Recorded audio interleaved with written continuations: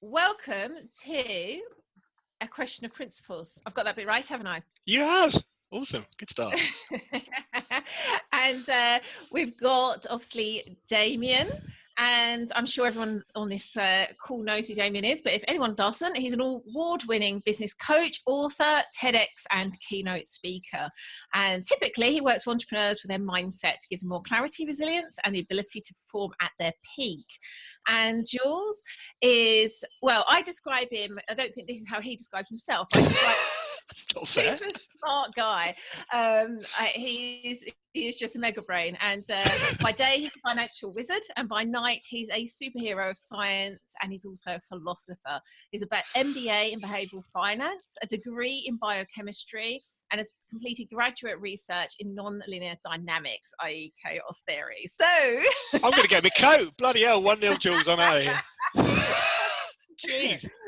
No, we've got a treat. We've got a treat. So we've got a long list of questions. Have I got the updated list, Damian? Yep, that was the one I sent you over at 3 o'clock-ish. So yeah, fantastic. Okay, so I think we'll kind of play with the format as to how this is going to work best, but we've got amazing list of tons and tons and tons of really cool questions, some of which are for Jules, some of them are Damian, and I might well play with asking sometimes you both the same question, so we kind of get two views on it. So if you're happy to play like that, let's just see how that works. Okay, yes, Rui, it's being recorded, just so this question just came in, so yeah. Fantastic. So welcome everyone. Let's get started. I feel like I'm on a game show for some reason. You got a buzzer? This is cool. So, okay. So the first question is to Jules. Again, I may well ask you to answer the same question. Damian. Yeah. So I'm going to just pick, this is kind of, there's been lots of questions that are along the same lines. So anyone that's asked a similar question, hopefully this will kind of help you understand it as well. So Jules, the question is from Rachel Blackman. And it's, Jules, do you struggle to understand the principles as a scientific fact? And if so, what do you need in order to do so? Do you want me to read that again, or was that one clear? No, that's pretty clear. Straight in at the deep end there, Jules. Yeah, that question presumes that there is a scientific fact behind the presentation of the three principles. So in order to be struggling to understand it, it presumes that there is a scientific fact behind it. Mm-hmm. And I'm not saying that there are not scientific principles behind our experience. Of course there are. The question is whether or not the way they were articulated by Sydney Banks has any reflection with reality as tested by scientific principles or scientific discovery. So I'm not struggling to understand it scientifically.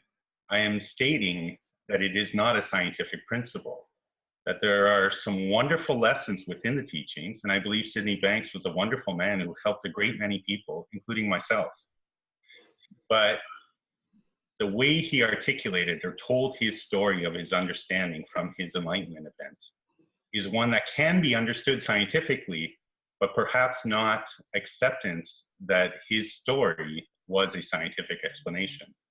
And I think the difficulty comes when practitioners wholeheartedly accept or go all in on the complete everything that's ever come out of Sydney Banks's mouth as a scientific principle. And my challenge is when I speak on forums or when I communicate about these subjects is to add additional information, because oftentimes as I study these subdisciplines, I find that there's conflicting information.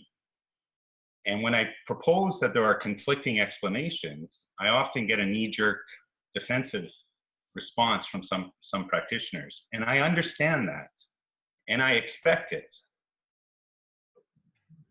But that doesn't allow the conversation to continue, because oftentimes the information I'm pointing to is simply dismissed. And I'm hoping that part of this discussion today is that we can have, a bit of an honest discussion. I don't expect anyone who is firm and rigid in their belief to leave this conversation and say, oh my God, I had it all wrong. That's not my intention or my expectation. But if some people hear a bit of what I'm saying and it allows them to loosen the concrete on their signs, that allows them to just have some flexibility in their current understanding, then there's the possibility of having a deeper insight. And that's what I'm hoping for. So I don't think I'm struggling to understand it scientifically. I've gone through this process for the past several years, discussing things with people like yourself, with Damian, with Amir, with Jamie Smart, with Morgan Rasmussen. We've had long discussions, either via Facebook, which has been a wonderful platform, and we come to different conclusions. And at times, those different conclusions can bring up some ire or emotions within us because of the way we're thinking about it. And that part, I'm in wholehearted agreement. I can think all kinds of things right now and cause myself harm. That's not in question. We're not debating that today. I fully accept that. Along with Damian's other assertions, we are alive, we are aware, and we think. No part of that are we in disagreement. What causes those things is something that I think is worthy of discussion. I hope that's close to a reasonable Fantastic. answer. Yes, and also say as well, anyone that's joining us live, if you've got any kind of follow-on comments from anything that either Jules or Damian said, please feel free to type it into the chat. I can't promise we'll be able to get to all of them, but we'll do our best. If it seems as though something is going to be really helpful and there's an opportunity to add it into the conversation, we will do that. Jules, I just want to just delve a bit deeper there. I understand totally that the question was framed in a slightly, very like, are you struggling? In itself kind of causes a bit of need for you to answer it from that perspective. I guess from a more neutral perspective, can I just check you're saying that as far as you're seeing, there isn't a kind of evidence of scientific fact in the principles? Are you also saying that there isn't necessarily science to disprove it either, or are you saying that there is this science to disprove it as a scientific fact? The biggest issue I have is exactly that word, it. The three principles, as I've come to understand them, and please, I'll happily be corrected for those who think I've misunderstood the messages, is not an it. It's a range of discussions that took place over many years and an overall explanation that has evolved. And some parts of those explanations are not falsifiable. Meaning, if you're making a claim, it's the same issue that scientists came when discussing the veracity of the Bible or the Quran or any other spiritual claims from history, is that there are a bunch of claims built into the model that may or may not hold up in time. For instance, in Buddhism, and especially in ancient Buddhism, there was an entire explanation of cosmology about the way the universe works. And it was complete falsehood. The Dalai Lama no longer teaches Buddhist cosmology, even though it's taught in different places all around the world. The Dalai Lama himself recognized that with information, after speaking to astrophysicists, after seeing what we can actually do when we investigate the cosmos, those old explanations that were pre-scientific were no longer appropriate, and therefore he no longer teaches it. But yet, the Dalai Lama obviously has not shied away from his strong beliefs about the nature of man or the nature of our subjective experience. And he still remains an incredibly great teacher. And he admits his previous teachers were wrong. That's the part that I think, by combining the two, saying that it must be all yes or all no, leads us to these types of debates. And it's by parsing the sub-information that we get some greater detail, and we can have an honest discussion about those different conclusions that come from these beliefs. So I hope some of that was helpful. No, it really was. Thank you, Jules. So Damian, what's your view on that? Do you see that any differently in terms of, and I'll put the question maybe slightly differently, do you see that there is a scientific fact, and again, it is difficult when I say the principles. I think Jules is right in saying it's a collection of conversations. It's hard for, I guess, for any of us to agree this is kind of one definition. But if we kind of broadly point in that direction, do you see that that is kind of has scientific validity? Okay, so I think I never met Sid, so obviously I worked with a lot of people that did meet him, and something happened to him without a shadow of a doubt, where he, for whatever reason, and I'm sure there are biological explanations as to what happened to his brain when his brain exploded, and he saw something way beyond his own intellect. And as a result of me looking in that direction, I had my own paradigm shift in my life. You know, I had OCD, depression, anxiety, stress issues, and I kind of saw that all of that was being made up in me by my thinking. I love to look at the reasoning behind that. I love to look at the science behind that. You know, I started doing workshops which talked about quantum entanglement and, looked into, what could consciousness be? But the more I kind of go back to Sid and his original work, the more I realized that he was pointing in the opposite direction. And actually what he was pointing to was, formless and spiritual in nature. Now, one of the reasons I like to have these discussions is because I want to know more. I want to understand more, because I actually think it would be helpful because all we're doing is using metaphors. All we're doing is using words to point to something. Words are themselves metaphors. They aren't the thing itself. They are just a made up, representation. And someone said to me yesterday, nature is doing its thing. Nature is true regardless of whether, we know it or not. It's there, it's doing its thing. And we can either be in tune with it or out of tune with it. And what I like to get from these discussions, and what I think science is really useful, is it helps us to get in tune with it. Now, there's kind of two sides to that coin as well, which is, one is if you think that science is the only way to, if you think that factual data is the only way to get a truth, you're kind of missing the other side of the coin, which is, I think, what Sid was pointing to, which was, there's this thing beyond all of that, which is way more powerful. And, we're going into what I think he was pointing to, and certainly what I found through pointing in that direction myself, is the less I try and work it out, the more the answers seem to come. Which in itself is kind of, I don't know, would you say that's scientific or unscientific? I mean, look at Einstein when he came up with the theory of relativity. He was ill in bed with the flu.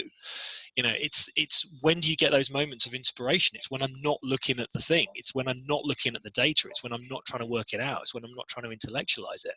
I don't know how that works.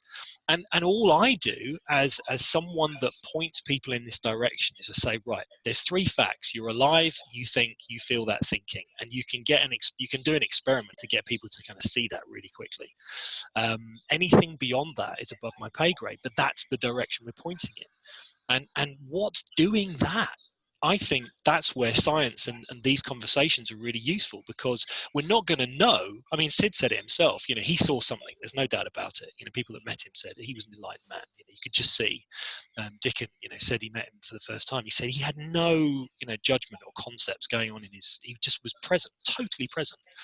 And so if we can, I don't think we can think our way there, but I think by having these sorts of discussions and bringing science on board, because it's all part of the same thing, we can evolve and try and get to somewhere different, rather than be dogmatic and say, but the other side of that coin, which I was going to say, is I think some people disrupt by saying facts. And I think that can actually be quite useful. I've done it before. I say, fact, we are only doing the best we can from moment to moment. Now, that's the way I see it, and I actually believe that's true. Because I think once you see that we are all creating this experience through our thinking, unless you have a thought about your experience is not your experience, the implications of that, by the way, are pretty huge. Because we've seen this in business. When people's thinking about the problem clears and this new thinking comes through, they solve problems, big problems. And that's really useful. It's useful in business, relationships, parenting, whatever. And that's where I want to continue to kind of point my clients and the people I work with towards. And I think science is really useful. I mean, I'm a geek. I love this stuff. I love the whole, non-locality, quantum. It's just like, it's my cousin actually built a quantum clock that tells the time in 2 different places at the same time. I don't know how he did it. I mean, he's a complete geek. I don't know where his genes fell off in my family, but I love that stuff. I absolutely love it. How relevant is it to what Sid pointed to? I don't know. I think it probably isn't, but I think it's useful in helping us to kind of move forward and have these sorts of discussions, and get people interested in it. I think ultimately that's what we're trying to do here. We're trying to light up this, this spark to say, oh, well, that sounds interesting. Yeah, I'd kind of like to point in that direction. So I don't know if that's answered your question or whether I've just gone off on one, which I tend to do, by the way. I think you did. It's a difficult one because I don't think there is any absolute black and white answers to any of this. I think it leads on really nicely though. Again, there's a number of questions that point in the same direction as this. I've kind of picked one that's I feel like is representative of a few. Give me 2 secs. I had it and I've just lost it. Give me 2 seconds. If I can't find it, I'll ask another one that was quite similar.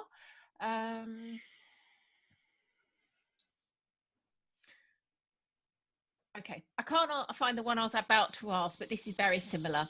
This is a question from Anna Stevenson. And again, there's been a number in this kind of direction. What proof is there that our thoughts create our reality? So I'm going to ask that question to you first, Damian. And I think what would be really useful here is, alongside answering that question, if you can also define what you see as thought, because I think this is a crux of quite a lot of the debates and disputes that happen, that I certainly personally see happen online, where something looks true when we're looking at the word thought through one lens, and then it doesn't look true when it's looked at through another lens. So yeah, do what you can with that, please, Damian. Okay, so the first thing is, I don't know what thought is. There's been some interesting work done by people like Bruce Lipton about cell membranes having being separate to the brain, and I don't think that's what Sid was pointing to. The power of thought, the potential of thought, this energy that gives us this experience, and that's why there's a lot of talk in the Principles about the direction of the process. It's coming through us, whatever that is. And so that's kind of where I like to point people. It's like, I don't know what thought is, but I know there's this power that's giving us an experience, and there is actually a simple thing we can do to kind of let's go to scientific, and that's to ask these questions. So I'm asking this of everyone on the call: is it possible that you could have a thought about something in the outside world and not have an experience of it? Is it possible that you could have a thought about something in the outside world and not have an experience of it? Or it not happen in the outside world in the first place and yet still have an experience of it? Yeah. Now, obviously it is, yeah. Now, the question to kind of counter that, which is in my mind, kind of points to what you've just asked me, is it possible that something could happen in the outside world and you could not have an experience of it? And of course, the answer to that is yes, because there's stuff going on all the time. In other words, unless we have a thought about it, it is not in our experience. Now, does that make it true? Well, it makes it true in that moment for us. And that's the point. So, and I sometimes have a bit of a problem with the word illusion as well, because the illusion kind of makes it out that it's not real. But this is where I maybe differ from other 3 Principles practitioners, because I say, well, that illusion feels real to you in that moment. Yeah, so you can have a thought about your wife having an affair and it really feel real to you to the point where you go and act upon it and do stuff. Now, is it true? I don't know. But and I think this is where a lot of the argument comes from. It's that until you have a thought about something in that outside world, and I use the example of congenital analgesia, which is a malfunction of the SCN9A gene. And people who have a congenital analgesia or congenital insensitivity to pain don't have the thought to tell them they have pain. So they can put their hand in a pot of boiling water, they can, literally light it with a match. They don't have it. It's not in their experience. And so it's a very debilitating thing. Until you have that thought of the experience, it's not in your experience. So that to me is what thought is. Now, how does that work? We've had people talk about, subconscious thought, and the cell membranes have thought, and I don't know. Again, that's above my pay grade. What I know is it's coming through us. The thing that Sid pointing to was that there is this power of thought. And he put it very simply. I mean, there's another question in there which says, why 3 principles? Well, he didn't start with 3. He started with 7, I think. But I think he just made it really, really simple. Now, of course, what he's pointing to is words kind of describing something that's happening. And I think people sometimes get hung up on that. They think, it's about the words, and it's about consciousness, and it's about thought, and it's about mind. Forget that. I've done trainings before where I haven't even talked about 3 principles. I'm pointing to the fact that there's something happening right now, right? I mean, I used an example yesterday. There is something happening right now where from nothing, right, something is being created and it's giving us an experience. That to me is mind-blowing. Now, the fact, if we call it, universal mind, universal thought, universal consciousness, big bang within us, I don't know, however you want to call it, just to me that fact that we are these creators of this experience from moment to moment, it just blows my mind. I mean, I've worked with engineers before and they've got caught up in the whole thing about consciousness. And I said, look, forget the words. I said, look, there's 2 facts here. Either everything that you see in your world around you came from nothing, or it's infinite. Neither makes any sense. So don't try and unravel it. Right? Mathematically it does, but we don't know. We just don't know. So there gets to a point where you can't think your way to what this means. But I like to do that. I know Jules does as well, and this is why I think we like to have these these conversations, because we want to kind of I kind of want to get it, but I know that I can't. It's like getting to infinity. Infinity is a very long time, especially towards the end. Did I go off on one again? No. That was like I love that, Damian. I think the thing that is challenging, and I think kind of probably frustrating, and I'm putting words in Jules's mouth here. I'll give you an opportunity to answer yourself in a sec, Jules. But I think the thing where it gets challenging and potentially frustrating is when these definitions like thoughts are thrown around like a fact, but then when it comes to conversations like this, and I'm not accusing you of this, Damian, it then gets a bit woolly as to like, well, it's all of that. Anything that's going on, we're going to put the label of thought on. Mm-hmm. So Jules, over to you. It's not so much of a question, but kind of what's your thoughts on what we've just been talking about, this kind of role of thought in recreating our reality or not? If you're using the broad term of thought to include all of our neurology, then of course you set your frame so large that nothing can fit without it, outside of it. The thought, when you speak to anyone, is generally known as some kind of cognitive event that you're aware of.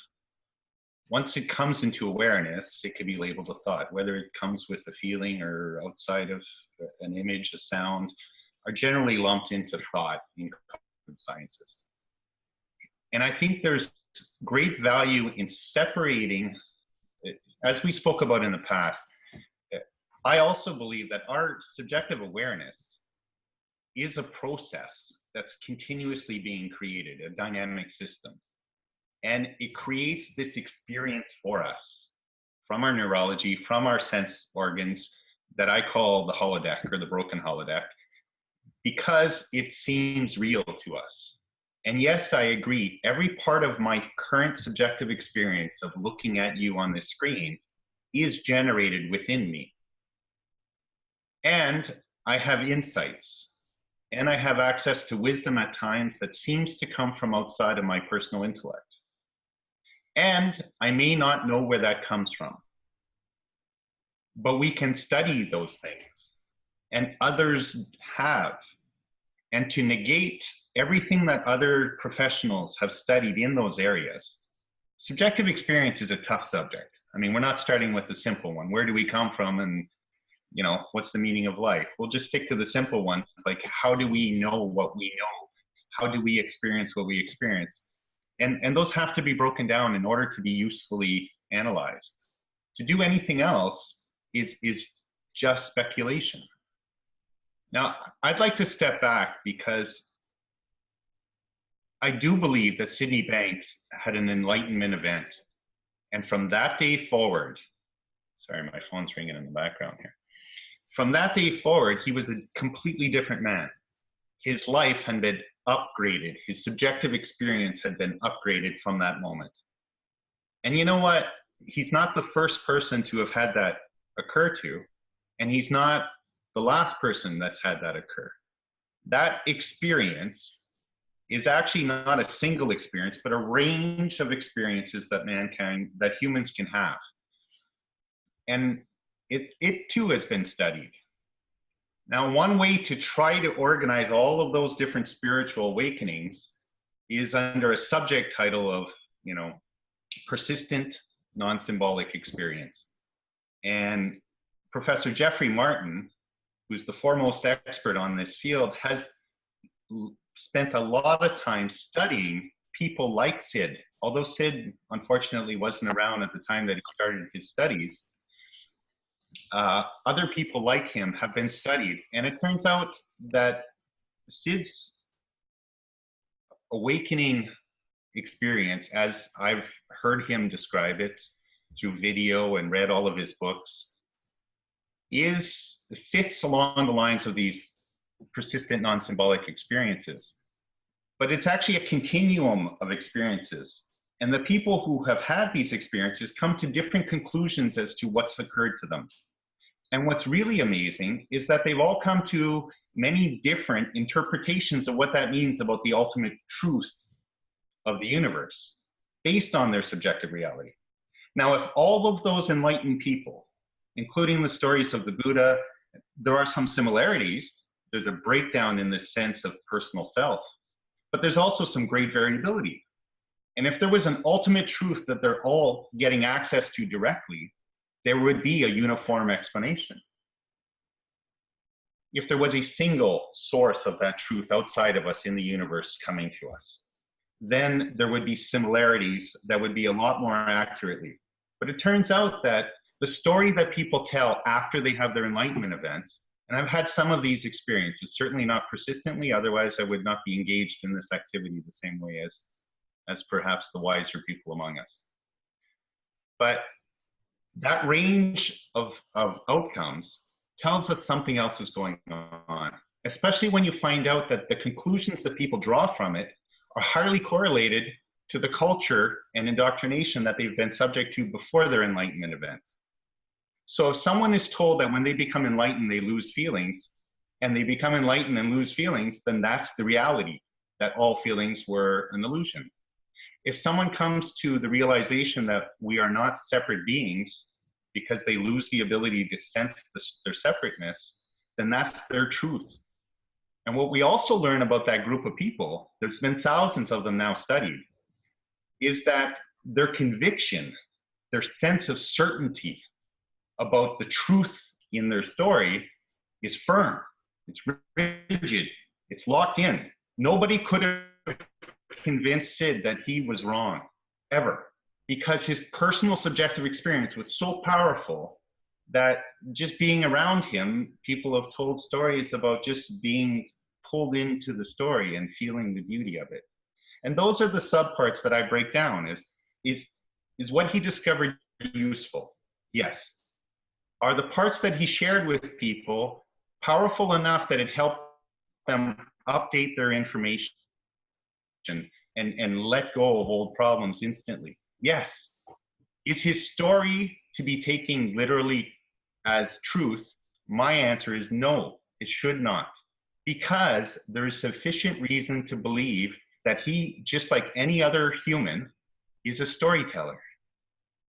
When we see a face in the cloud, we didn't make the face, but our brain created, it saw enough similarity to a face that it gives us the projection, it gives us the experience of seeing the face.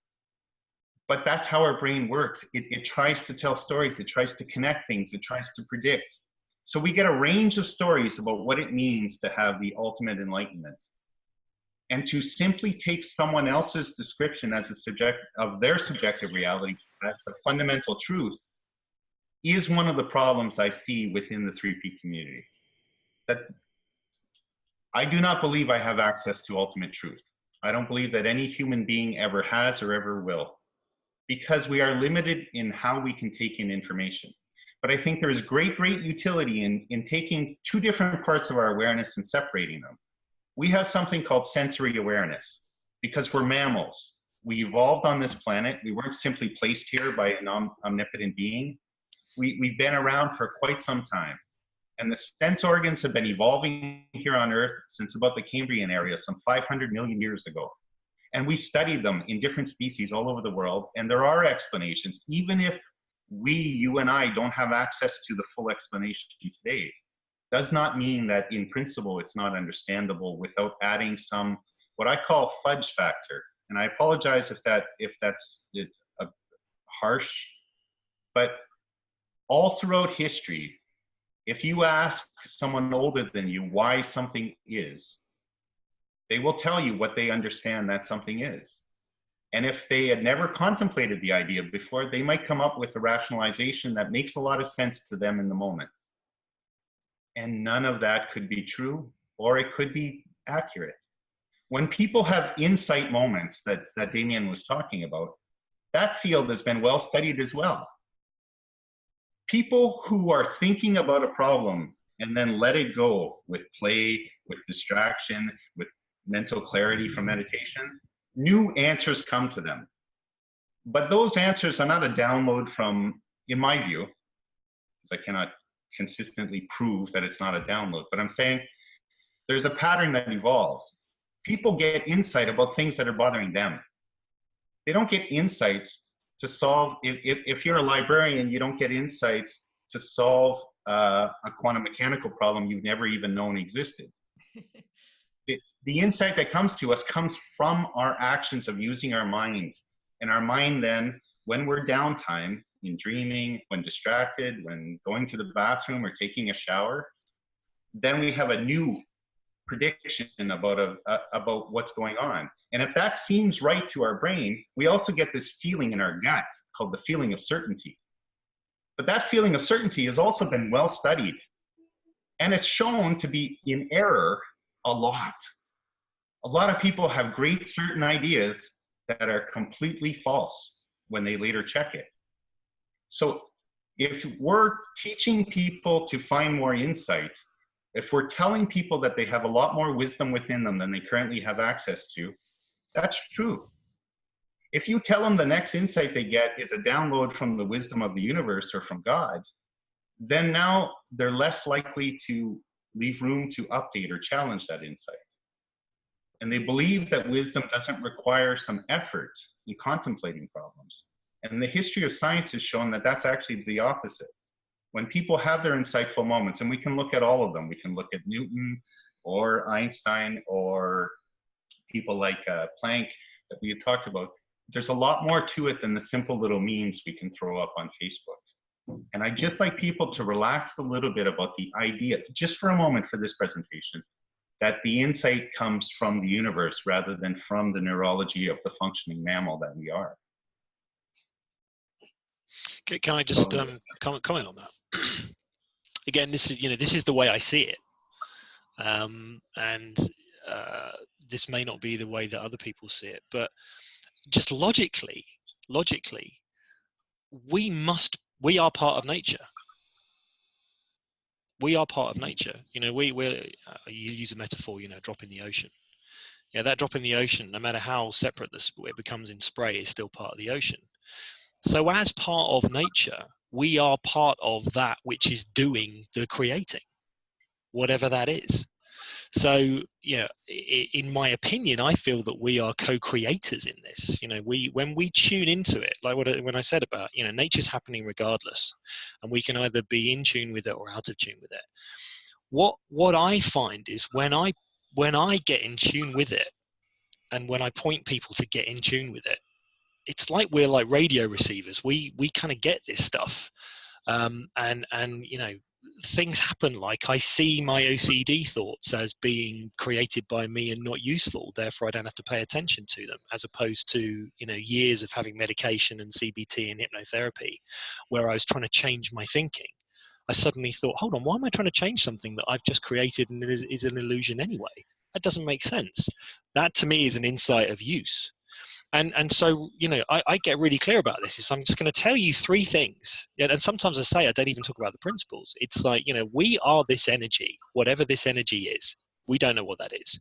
You know, Sid even said, you can't even explain it. You know, you couldn't even put it into words. And I'm sure whatever he saw, absolutely. And I don't think even if we saw it, we'd be like, whatever.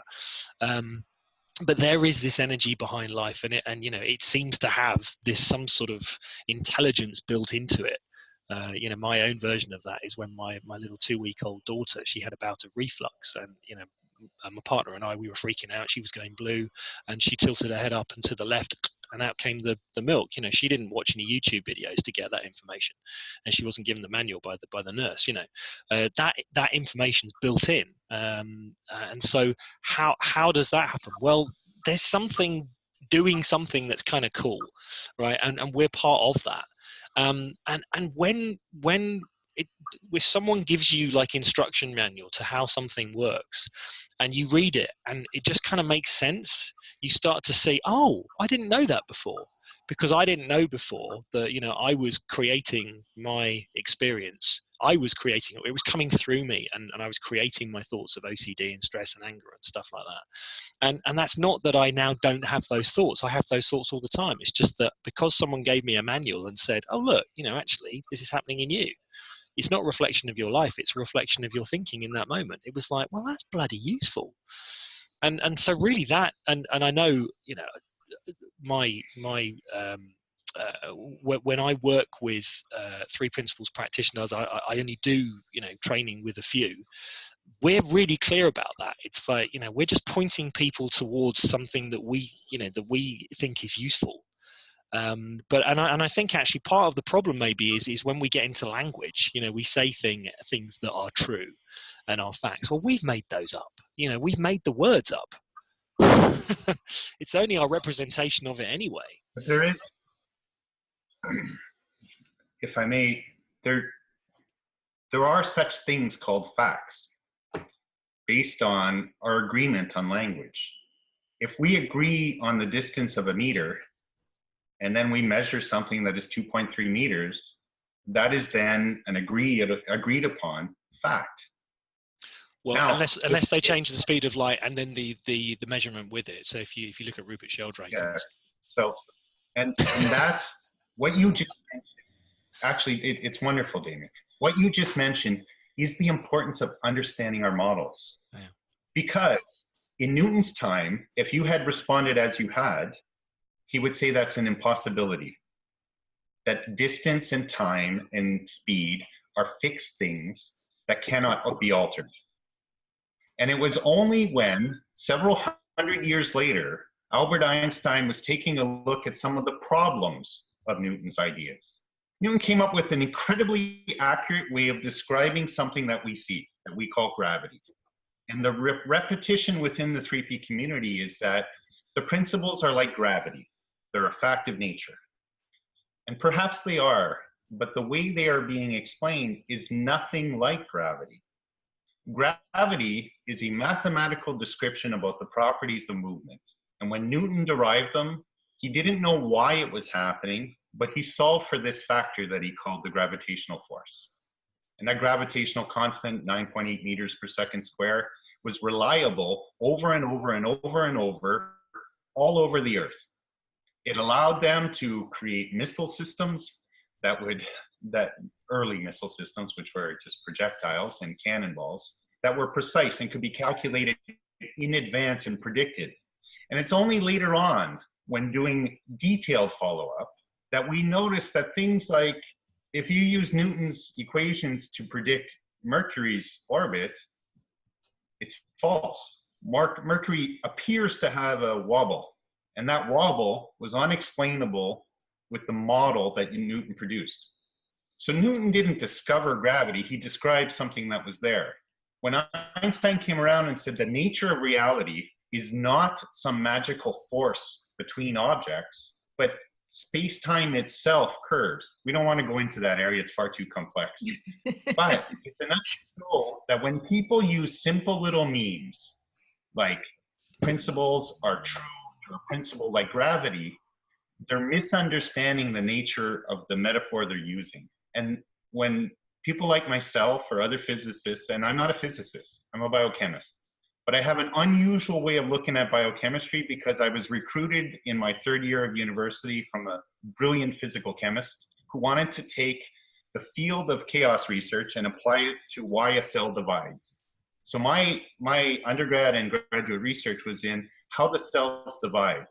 And it turns out there's this complex biochemical network that creates oscillations. Those oscillations, each time they hit, causes the cell to divide. And as you map out that network, you can start having targeted treatments to prevent cell division. And uncontrolled cell division is cancer. So what I'm getting to is a deeper understanding of the models we use allow us to be more predictable in outcomes and give us more tools. Your use of the three principles teaching to dissociate yourself from the OCD thoughts, to realize that those thoughts can come and go and they're not Damian. They are not you. They are only one aspect of your subjective experience. That is incredibly useful. Yeah, hold on though, because I didn't use anything. And this is like a really clear clarification that I need to make. I didn't use anything. So I was having that experience regardless. Yeah.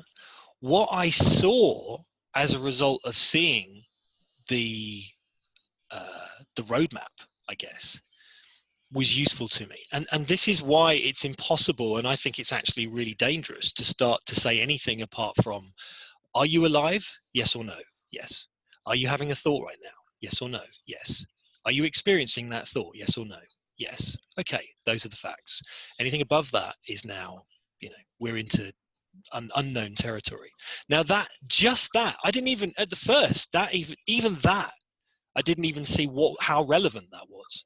And this is the point. There's 7.5 billion people on this planet, and there is no guarantee that showing them those three facts is going to do anything.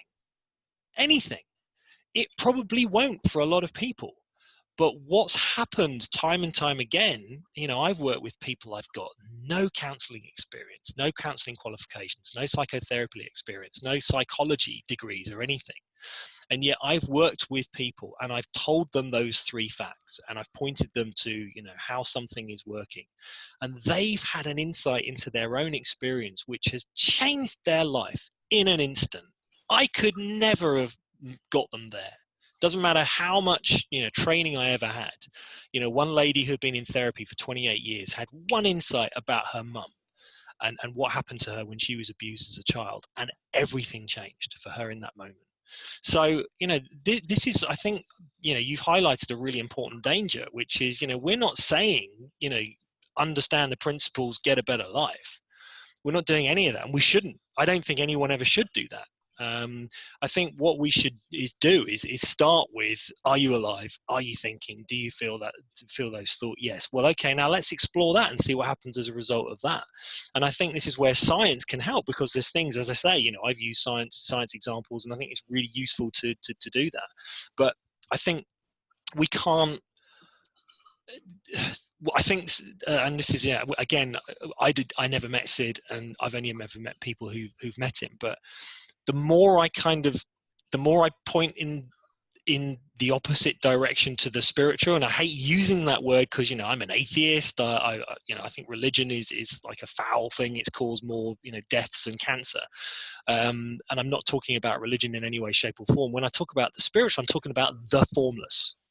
And that's something, we're struggling to measure. I know we're getting better at it, but I think at the moment, science is like, it's pretty cool because it helps us, understand more, but I don't think it has all the answers. And again, I like to say, I know I don't know a hell of a lot.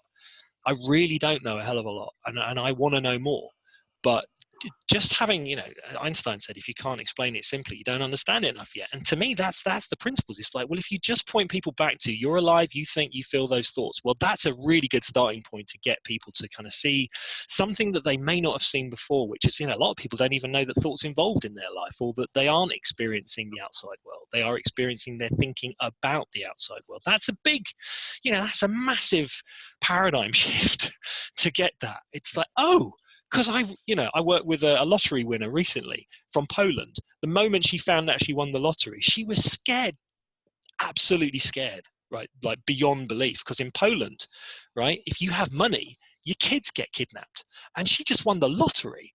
And the first thought she had was, oh my God, my kids. You know, so people thinking it's like you win the lottery, and you know, I don't see my oldest child. I call it the death of a living child. You know, I've had my child taken away. I don't see her anymore, and you know, but I still have thinking about that, which feels really horrible. But I don't know. It's pointing in this direction has helped me navigate life more effortlessly, and that I think is useful for people.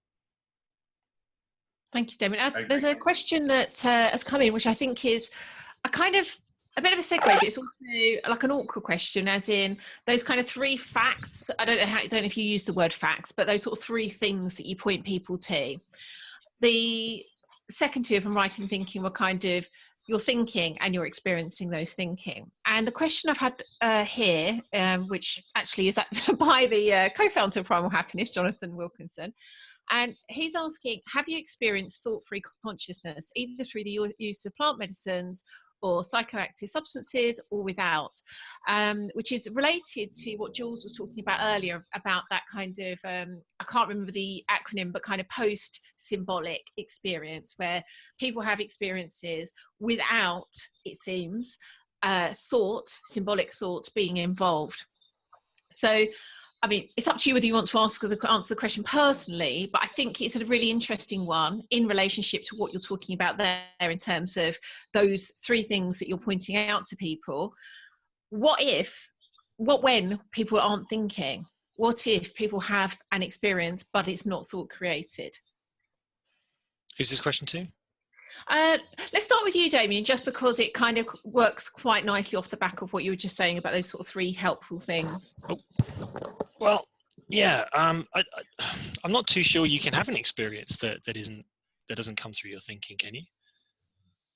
Well, in fact, Jules, do you want to kick off on this one? Because I know you know that research, and I've read that research paper you shared, and it's fantastic. So maybe start with you, Jules, because you probably can explain what's described with this kind of non-symbolic experience better than I can. So would you mind picking up from there, Jules?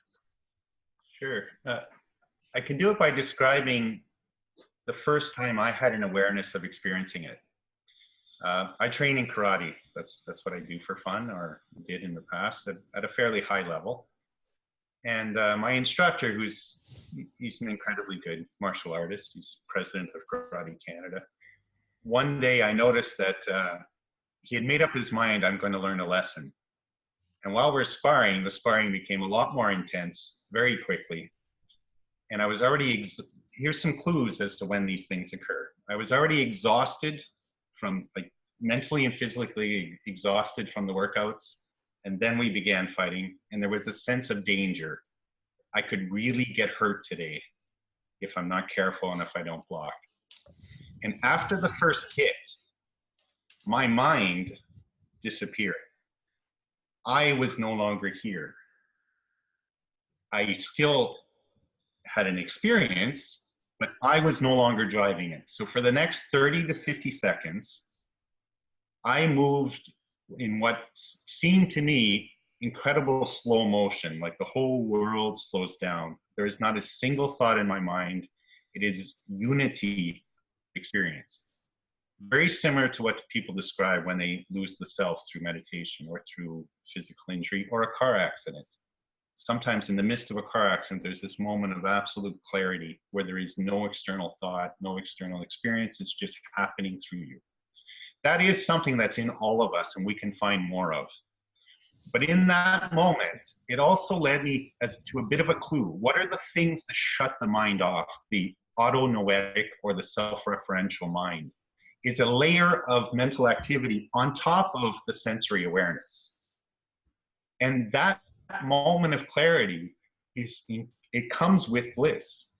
There is no internal dialogue, no internal pain, comes with bliss. So other people who have had these types of experiences either do it through long meditative practices.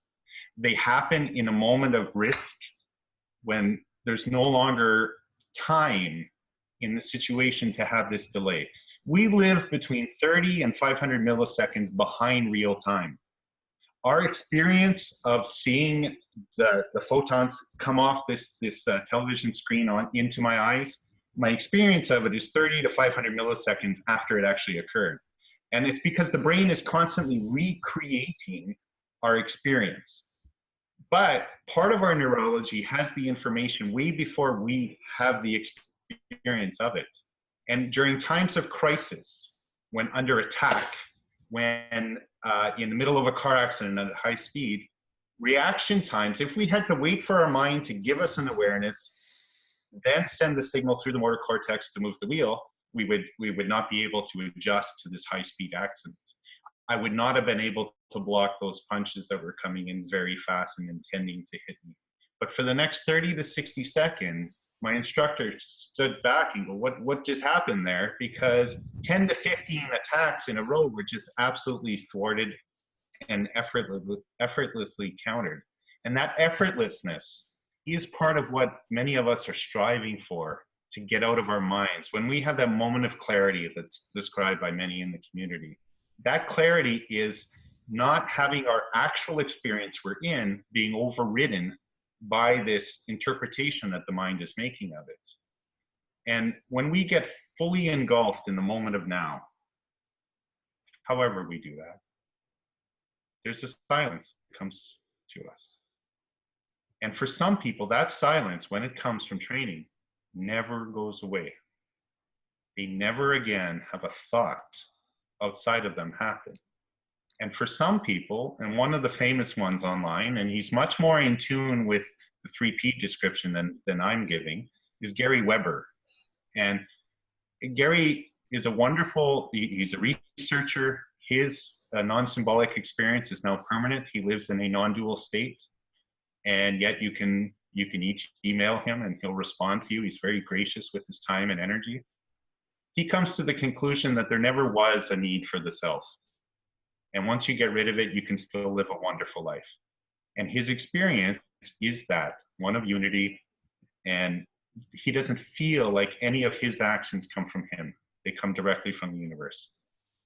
And when we study people like him, I can never say that his experience isn't exactly the way he's describing it, but it's interesting to note that people, once they have those types of changes, also have some other, we'll use the term deficiencies in their life.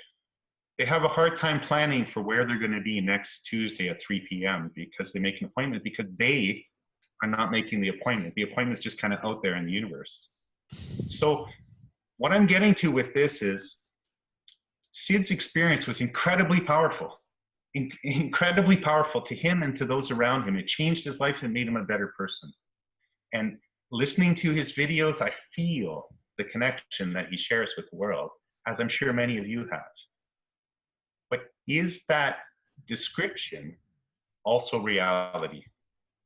And I suggest that it is not the full picture, that it is one man, and he was a man, not a god, not an omnipotent being. He was a man who had an experience and described what he learned. And that part, I think, we have to accept as a community. Otherwise, we can never challenge anything and never grow beyond our previous teachers. So that's the part I keep pushing back on. It's not that Damian is not having the experience he's having, or that you're not having exactly the experience you're having. It's that our interpretation of what is causing this and our models of understanding are far more, the reality is far more complex than we want to give it to. William of Ockham would tell us not to make anything more complicated than it needs to be, but not less complicated than it needs to be either. And people forget about the second half sometimes. So this symbolic, non-symbolic experience, or a moment of now, the full moment of now. And many people within the community have had similar events. Is incredibly powerful. And any model that gets people back to that is doing them some good. But I'd like to contrast that experience is different when the pain we're in is purely psychological. I'm thinking about past hurts. I've got long, strong associations to some past hurt, and I'm experiencing it in the now because of my thinking. Getting rid of that gets rid of that problem, and you're back to health. But if I'm right now in a vice, squeezing my hand, and I say it's just my thinking, I'm trained in hypnotherapy, so I could probably for some time cause an analgesia and not experience it directly. But there will come a time as the bones begin snapping where there's true harm being done to my body. And even if I'm dissociated from it, and that's why I use the term dissociated, I have no connection that it's myself, it's still happening. And to pretend it isn't is not helpful. There are some people, hemiplegic agnosia, that have no awareness of half their body. They look in a mirror and they do not see the other half of their body. If they draw themselves like a half. But if you put a spear in that part of their body, you will kill them even though they don't have the awareness of it happening. So what is it? Is subjective reality supposed to be our only way of knowing the world? And I think if we limit ourselves to that, then we end up with all kinds of crazy ideas. Because I can come up with any idea within it, and if it's not challenged against some form of objective reality, then we're stuck in it. Thank you, Jules. And we're actually getting really close to the end of this call. But Damian, was that clearer in terms of the question? So in that research document that we shared, it was described as post-symbolic something or other experience. But basically, in essence, it's either an experience that has an absence of thought or certainly a lessening of thoughts, particularly self-referential ones.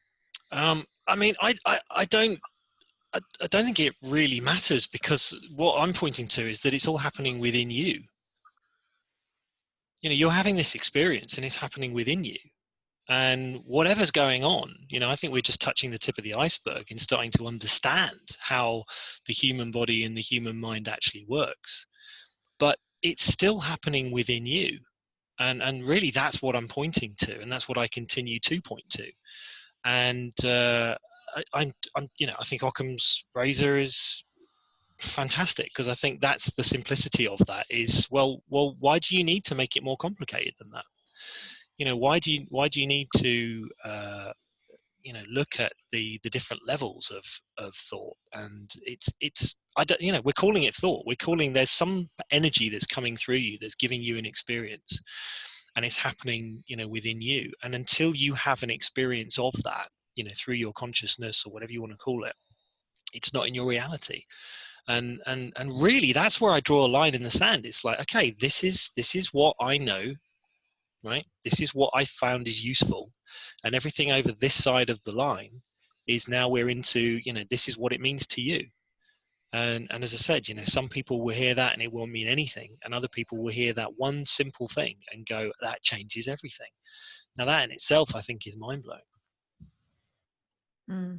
So in, just to paraphrase, you're kind of saying, you know, who cares whether it's thought, who cares if it's thought-free consciousness, whatever that thing is that's kind of flowing through us, creating our experience, that's where it is. That's where it is. Seems to me to be, that's the direction to point people. You know, I love it when Ken Manning and Robin Sharbutt, who take this into business, you know, they say, like, you know, we're tour guides. We're just showing people Paris in the springtime. You know, you can be sitting on your little, you know, mobile, ignoring the Mona Lisa and the Champs-Elysees, or you can be enjoying it, or you can think it's horrible. You know, we're just showing you Paris in the springtime. You know, it's up to you to how you experience it. And I love that, because that's how I could describe myself. I'm just a tour guide. I'm just kind of showing people that there's this thing over here, right? And it's been useful for me, and it seems to be useful for a hell of a lot of people I point towards. You know, it's like just seeing this thing, especially, you know, people who've been in therapy for 28 years and, you know, suicidal. I've had someone on the phone, you know, about to kill themselves, and I went into my head going, oh, what do I say? And then I just went, oh, I'll know what to say. I just got quiet. and listened. You know, Jack Pransky points me back all the time. He just says, just listen, just keep listening. And that's where you get those answers. That's where you get that, you know, inspiration, intuition, whatever you want to call it. It's there, whatever that is. That power, you know, coming through us, that incredible power that gives us the answers and is always available. And that's just the direction I want to keep pointing. But I love looking at this other stuff as well, because I think, you know, I think Jules said it. It's like, you know, we have insights, but they are as a result of all these other things we've looked at. You can't have an insight about quantum physics if you've never heard of quantum physics. You might have an insight about the universe and about seeing it in such a way without understanding what it is. I think that's possible, but you can't put it into a language until you understand that language. So I think we are touching the tip of like an infinitely deep iceberg here, but I think what an exciting time to do it. You know, to be alive now, and this blows my mind in itself. You know, everything that's ever happened in you know, the infinite universe right up until this point has led to us being here right now, and that's pretty cool.